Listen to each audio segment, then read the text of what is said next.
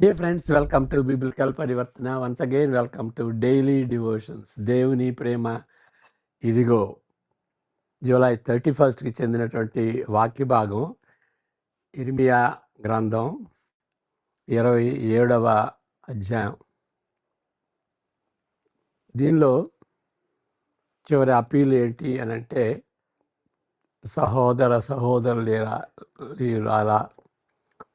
భవిష్యత్తును ప్రవచించే వారికి భయపడవద్దు. ఇక్కడ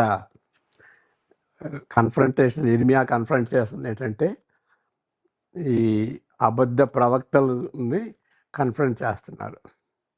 మరి ఈయన మంచి ప్రవక్త కదా, దేవుని మాటలు ఆయనకి ఒకసారి ఇష్టం లేకపోయినప్పటికీ దానికి ఇష్టపడి దాన్ని దేవుని మాటలను బట్టి సంతోషిస్తూ ఒక విధంగా ఆ యొక్క తీర్పును, దేవుని యొక్క వాళ్ళ పాపాన్ని బట్టి వచ్చేటువంటి తీర్పును బట్టి ఆయన వేదన పడుతున్నాడని మనం ఇంతకుముందు చెప్పుకున్నాం.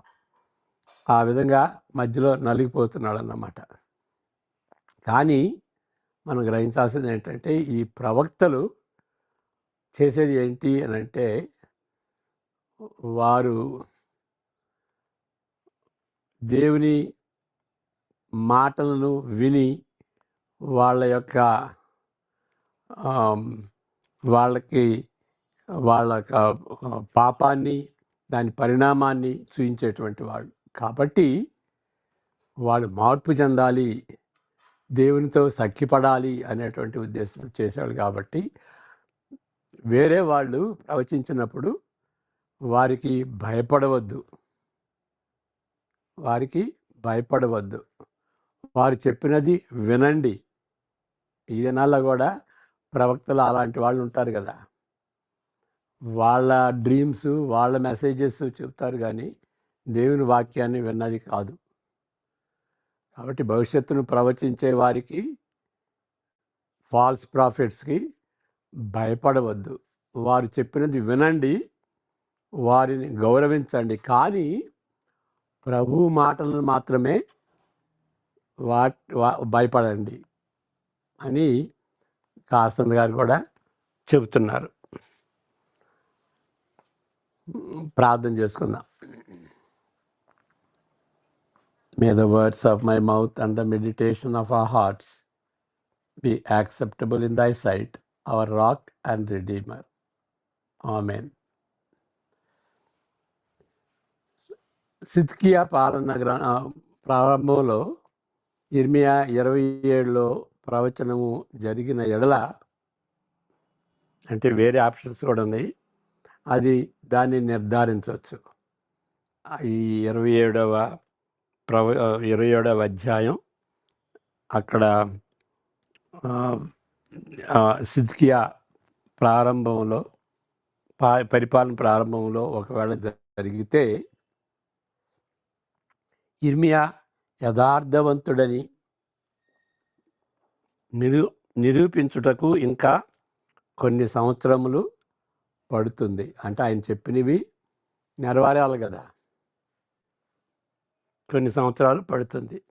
ఈ సమయానికి యెహోయాకీను మరియు ఉన్నత వర్గములు బబిలోనుకు తరలింపబడ్డారు. సిద్కియాను మరియు పాలించే అవశేషులు వదిలిపెట్టబడ్డారు. ఇటీవల ఎదుర్కొన్న ఆటంకముల ద్వారా ఇవ్వబడిన హెచ్చరికలను నిర్లక్ష్యం చేస్తూ సిద్కియా జడ్కియా అంటాం కదా, సిద్కియా మరియు పాలించే అవశేషులు అంటే కొంతమందే పరిపాలిస్తున్నటువంటి వాళ్ళు, వాటిని ఆలిగార్కీ అంటారు. మొనార్కీ, ఆలిగార్కీ. బబిలోను ప్రభావమును వాడుకుంటూ వీరులు కావాలని ఆశిస్తుంటున్నారు. వాళ్ళు పైకి రావాలని, అక్కడ ఉన్నటువంటి వాళ్ళు నాయకులుగా ఉండి వాళ్ళు వీరులు కావాలని ఆశిస్తున్నటువంటి ఆ సమయం అన్నమాట. ఇర్మీయా మాటల ద్వారా చిత్రరూపంగా సూచించే వర్తమానం ద్వారా దేవుడు సిద్కియా ప్రతినిధులను చిత్రరూపం ద్వారా, ఒక చిత్రరూపం అంటే సింబాలిక్ యాక్షన్ అని అంటారు, చిత్రరూపం ద్వారా సూచించే వర్తమానము ద్వారా దేవుడు సిద్కియా చుట్టుప్రక్కలనున్న చిన్న దేశంల నుండి, నగర రాజ్యముల నుండి వచ్చిన ప్రతినిధులను హెచ్చరిస్తున్నాడు, అందరినీ హెచ్చరిస్తున్నాడు. ఇక్కడ యోధా ప్రజలనే కాదు, అక్కడ చుట్టుపక్కల ఉన్నటువంటి దేశాలన్నింటినీ కూడా మరి హెచ్చరిస్తున్నట్టున్నాడు. ఇక్కడ మొదటి 3 వచనాలు 12వ వచనం చదువుదాం. యూదారాజైన యోషియా కుమారుడగు యెహోయాకీము ఏలనారంభించినప్పుడు యెహోవా యొద్ద నుండి వాక్కు ఇర్మీయాకు ప్రత్యక్షమై ఇలాగు సెలవిచ్చాను. యెహోవా నాకు ఈ ఆజ్ఞ ఇచ్చుతున్నాడు, నీవు కాడిని పలుపులను చేయించుకొని, కాడి దేనికంటే నిబంధనకు గుర్తు, అదొకటి. రెండవది ఏంటంటే కాడి అనేది బానిసత్వానికి కూడా గుర్తు. నీవు కాడిని పలుపులను చేయించుకొని నీ మెడకు కట్టుకొనుము, వాటిని యెరూషలేమునకు యూదారాజైన సిద్కియా యొద్దకు వచ్చిన దూతల చేత ఏదోము రాజు నొద్దకును, మోయాబు రాజు నొద్దకును, అమ్మోనీయుల రాజు నొద్దకును, తూరు రాజు నొద్దకును, సీదోను రాజు నొద్దకును వాటిని ఒక్కొక్క దాన్ని పంపాలి.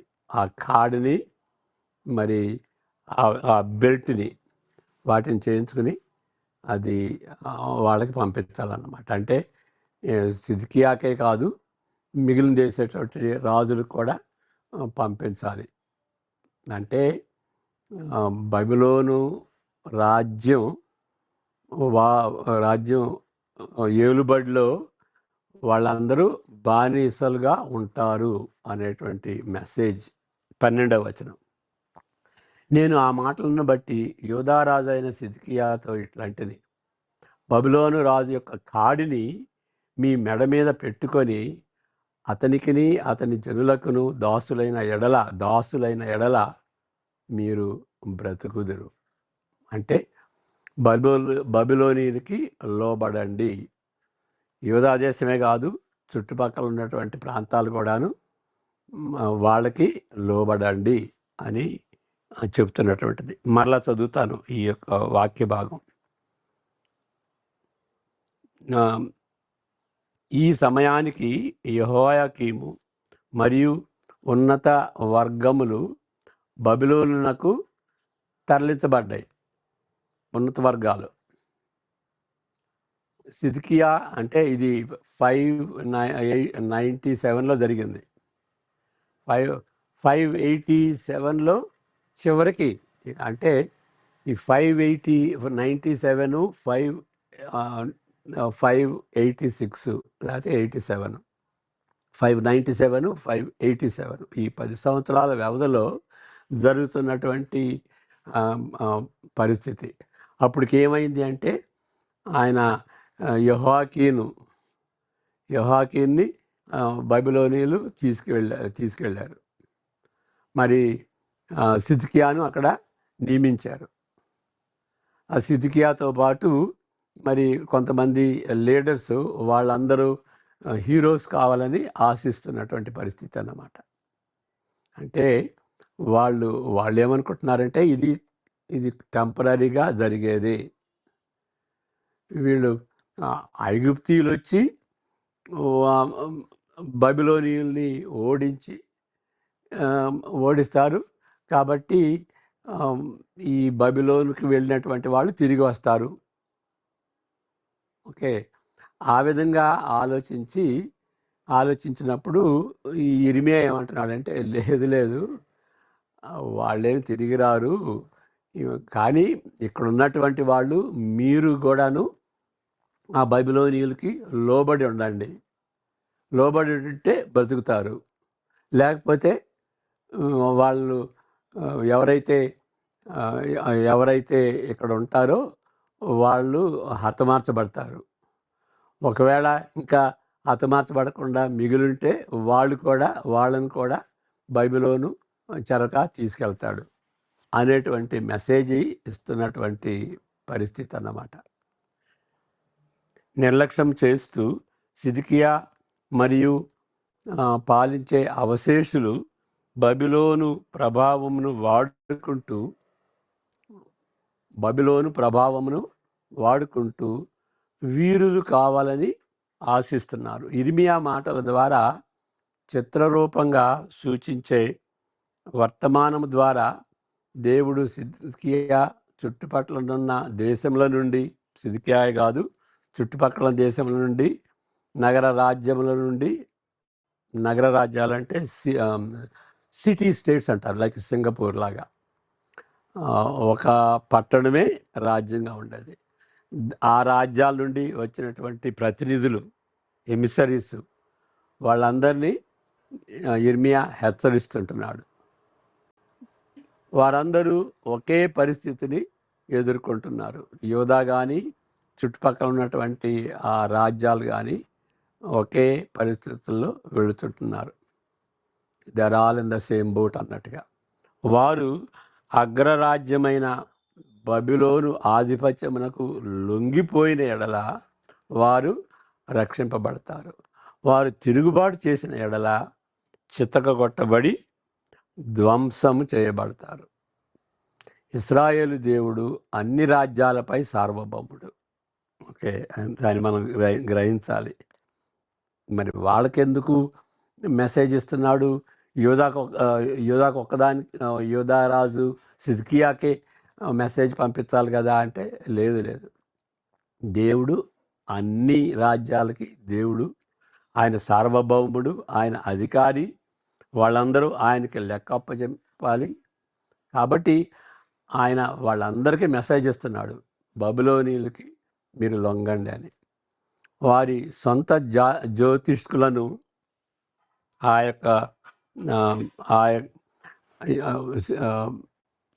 యోధా జ్యోతిష్కులు కానీ, లేకపోతే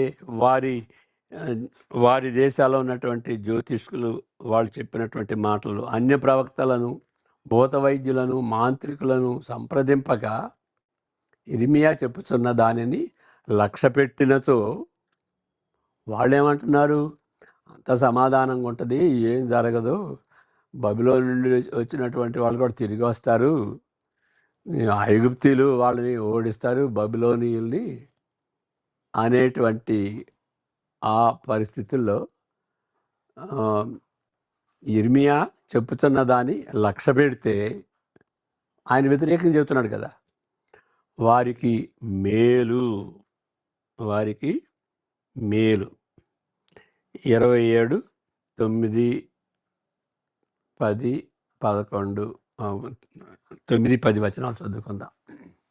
కాబట్టి మీ ప్రవక్తలేమి, సోదెగాండ్రేమి, కలలు కనువారేమి, కాలజ్ఞానులేమి, మంత్రజ్ఞులేమి మీరు బబిలోను రాజునకు దాసులు కాకుందురని మీతో పలుకున్నప్పుడు మీరు వారిని లక్ష్య పెట్టకుడి. 10, మీరు మీ భూమిని అనుభవింపకుండా మిమ్మల్ని దూరముగా తోలివేయునట్లును, మిమ్మును నేను వెళ్ళగొట్టినట్లును దేవుడు చేసేది అది. మీరు నశించున్నట్లును వారు అబద్ధ ప్రవచనములు మీకు ప్రకటింతురు. వాళ్ళ మాటలు మీరు వింటే మీరు నశించిపోతారు అని చెప్తున్నాడు. తప్పకుండా వారి ధార్మిక సంస్థల స్వరాలను వాళ్ళు తప్పకుండా వింటారు. వాళ్ళు చెప్పేవి వాటిని తప్పకుండా వాళ్ళు వింటారు. అయినప్పటికీ విషాదకరమైన సంఘటనలు జరిగిన తరువాత ఇశ్రాయేలు దేవుని ఎడల కొంతమంది ఎక్కువ శ్రద్ధ చూపుతారు. అంటే ఇర్మియా చెప్పింది నెరవేరితే ఇశ్రాయేలు దేవుని యొక్క ప్రేరేపణతో యెర్మీయా చెప్పాడు కాబట్టి అప్పుడు ఇశ్రాయేలు దేవుణ్ణి వాళ్ళందరూ ఆ దేశస్తులు అందరూ కూడాను ఆయన ఆ దేవుని ఎడల శ్రద్ధ చూపుతారు. ఈ సంఘటనలు జరగకంటే ముందే జరగక ముందు కంటే తరువాత యెహోవాను లెక్క పెడతారు. అంటే అంతకుముందు ఈ జరగకుండా ఇర్మియా చెప్పింది జరగకుండా ముందు దానికి ఆయన చెప్పింది జరిగిన తర్వాత దానికి పోలిస్తే ముందేమో యెహోవా దేవుణ్ణి అంతగా లక్ష్య పెట్టరు, ఇప్పుడు లక్ష్య పెడతారు.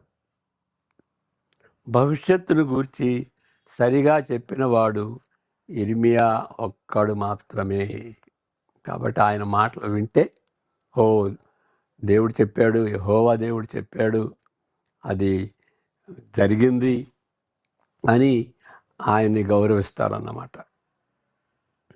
ఎంతవరకు గౌరవిస్తారంటే ఆయనే దేవుడు అనేటువంటి రీతిగా, యెహోవాయే దేవుడు అనేటువంటి రీతిగా వాళ్ళు గుర్తిస్తారు.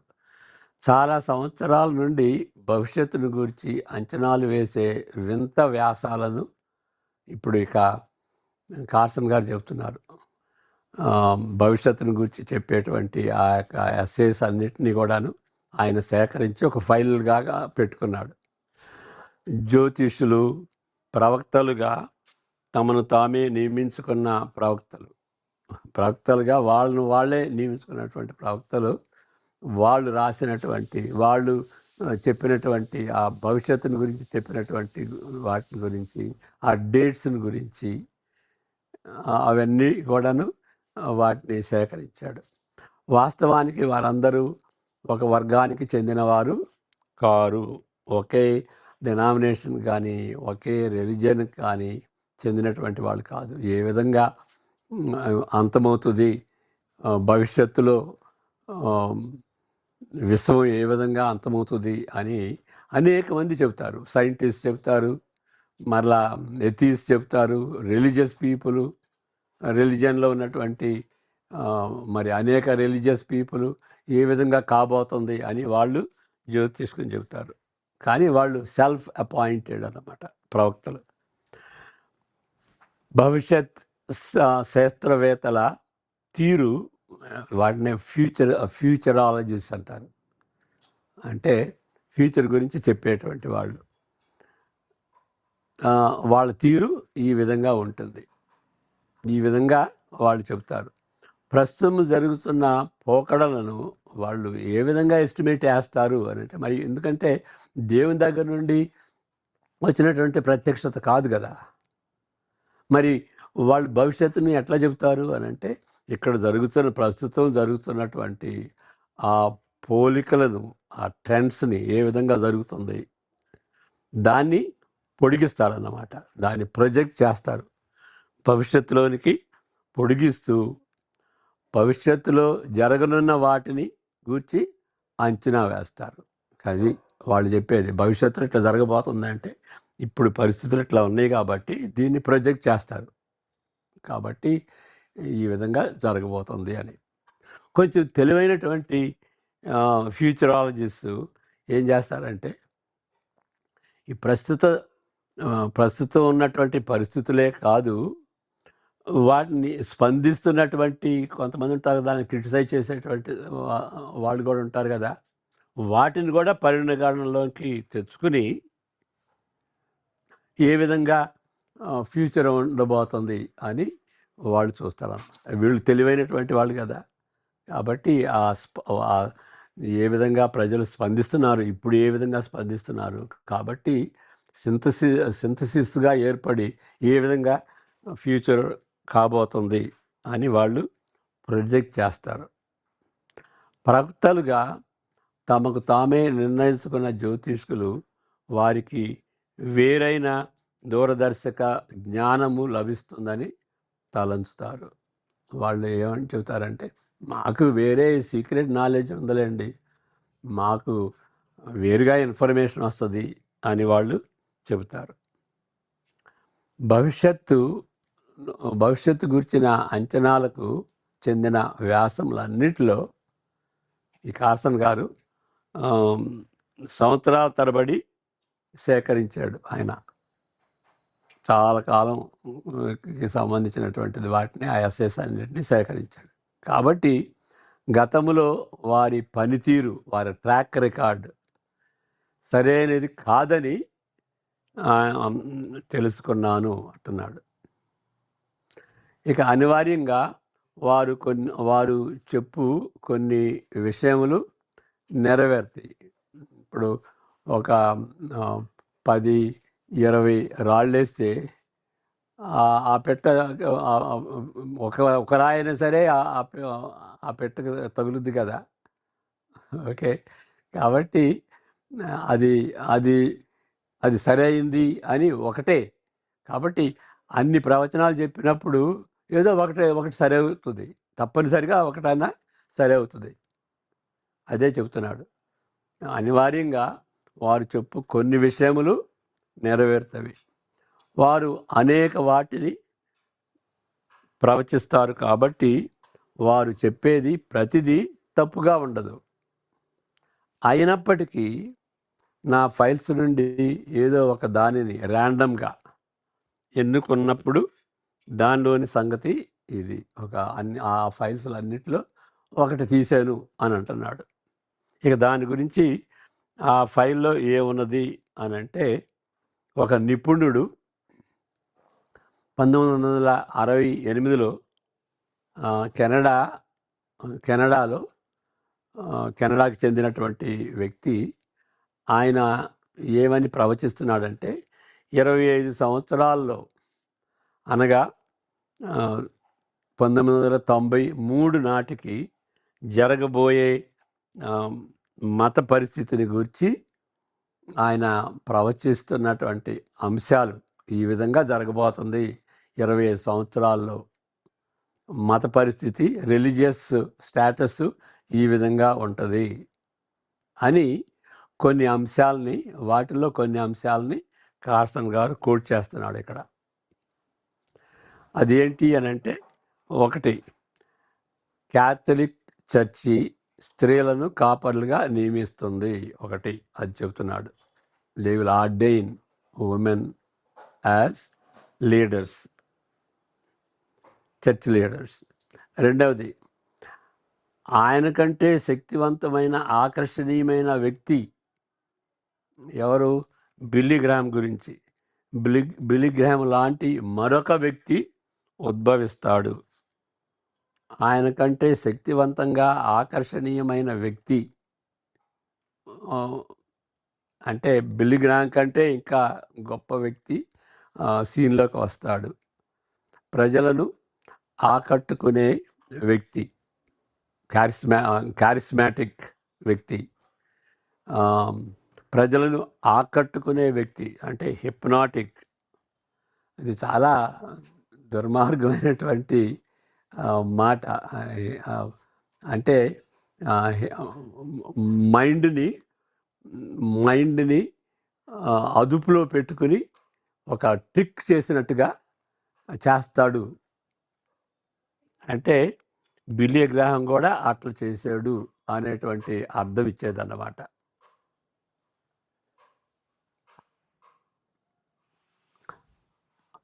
బహిరంగంగా దర్శించుకునే నైతిక సమస్య గర్భస్రావం. మామూలుగా బహిరంగంగా దర్శించేటువంటి నైతిక సమస్య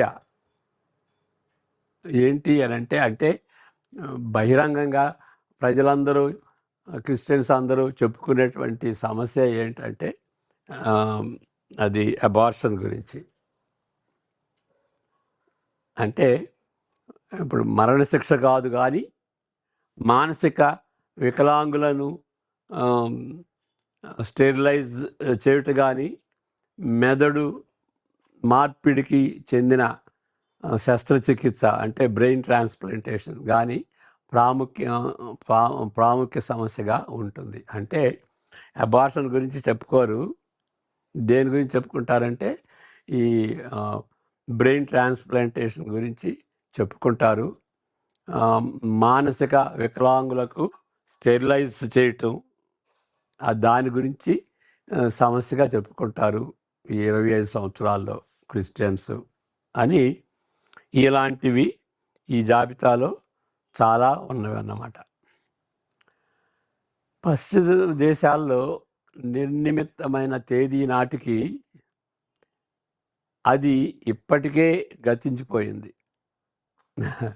1993 నాటికి ఇదంతా జరుగుద్ది అన్నాడు. జరిగిందా మరి? జరగలేదు. అంటే ఈ ఇదైతే జరిగింది. ఏంటి? ఆర్డినేషన్ ఆఫ్ ఉమెన్ అనేది క్యాథలిక్ చర్చిలో జరుగుద్ది అని చెప్పాడు కదా. మరి ఇంకా దాంతోపాటు హాజరయ్యేటువంటి వారి సంఖ్య పడిపోద్ది, 60%కి పడిపోద్ది అని కూడా చెప్పాడు. మరి రివైవల్ వస్తుంది, ఎక్కువ మంది వస్తున్నారు అని చెప్తున్నారు కదా. కాబట్టి ఆయన చెప్పింది ఇదొక్కటి నెరవేరింది, మరి మిగిలిన నెరవేరలేదు కదా. కాబట్టి అన్ని రాళ్ళకి ఒక పెట్ట సరిపోవచ్చు. కాబట్టి తప్పనిసరిగా కొన్ని అట్లాగే జరుగుతాయి, ఎందుకంటే అనేక విషయాలు చెబుతారు కాబట్టి.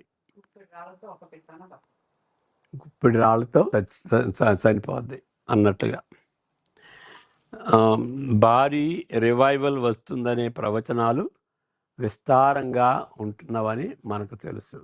ఇక వెస్ట్రన్ కంట్రీస్లో ఏంటి అని అంటే రివైవల్ వస్తుందనే ప్రవచనాలు విస్తారంగా ఉన్నవని మనకు తెలుసు. మరి రివైవల్ జరుగుతుందా? ఓకే, ఇవాంజలికల్ రివైవల్స్ అంటాం కదా, అది జరుగుతుందా? 50 సంవత్సరంలో 50స్లో అది జరిగింది. మరి అలాంటిది జరుగుతుందా? లేదు. కాబట్టి ఇవన్నీ కూడాను ఈ ప్రవచనాలు, ఈ డేట్స్ ఇవ్వటం అది సస్పెక్ట్ అన్నమాట. కాబట్టి ఈ చివరికి మనం తెలుసుకునేది ఏంటంటే, సహోదర సహోదరులారా, వారికి అలాంటి ఆ విధంగా జ్యోతిష్కం చెప్పేటటువంటి వాళ్ళు, భవిష్యత్తుని గురించి ప్రొజెక్ట్ చేసేటువంటి వాళ్ళు, డేట్స్ ఇచ్చేటువంటి వాళ్ళు, వాళ్ళకి మీరు భయపడవద్దు. అంటే ఏమో ఆయన చెప్పినట్టుగా జరుగుతుందేమో అని వాళ్ళకి భయపడకూడదు, వాళ్ళు చెప్పిన దానికి భయపడకూడదు. కానీ వాళ్ళు చెప్పేది వినండి, వారిని గౌరవించండి. కానీ ప్రభువు మాటలను విని వాటికి మాత్రమే భయపడండి. ఇప్పుడు దీని గురించినటువంటి ఆ సిస్టమేటిక్గా రెండవ రాకడకు సంబంధించినటువంటి వాక్య భాగం ఏంటంటే మత్తయి 24, 25 అధ్యాయాలు క్లియర్గా ఉంటుంది. ఈ సూచనలు ఉంటాయి. మరి